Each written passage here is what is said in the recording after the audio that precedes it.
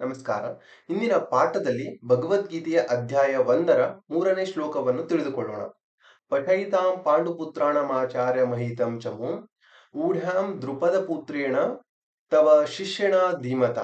ಅರ್ಥವೇನೆಂದರೆ, ದುರ್ಯೋಧನನು ದ್ರೋಣಾಚಾರ್ಯರಿಗೆ ಹೇಳ್ತಾನೆ, ಆಚಾರ್ಯರೇ, ಪಾಂಡವರ ಮಹಾಸೇನೆಯನ್ನೊಮ್ಮೆ ನೋಡಿ. ನಿಮ್ಮ ಶಿಷ್ಯನಾದ ಬುದ್ಧಿವಂತ ದ್ರುಪದ ಪುತ್ರ ಅದನ್ನು ಯುಕ್ತಿಯಿಂದ ಸಜ್ಜುಗೊಳಿಸಿದ್ದಾನೆ. ಇಲ್ಲಿ ದುರ್ಯೋಧನನು ಸೂಕ್ಷ್ಮವಾಗಿ ದ್ರೋಣರಿಗೆ ಹಳೆಯ ವಿಷಯವನ್ನು ನೆನಪಿಸುತ್ತಾನೆ.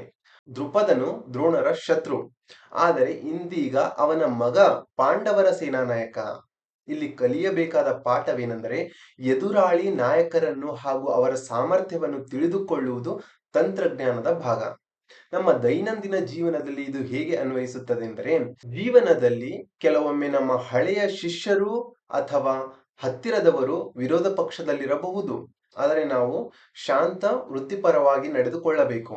ಎದುರಾಳಿಯ ಸಾಮರ್ಥ್ಯವನ್ನು ಕಡಿಮೆ ಅಂದಾಜು ಮಾಡಬಾರದು. ನಾವು ಎದುರಿಸುತ್ತಿರುವ ವ್ಯಕ್ತಿಯ ಬಲವನ್ನು ಗುರುತಿಸುವುದು ಯಶಸ್ಸಿನ ಮೊದಲನೇ ಹೆಜ್ಜೆ. ಧನ್ಯವಾದಗಳು.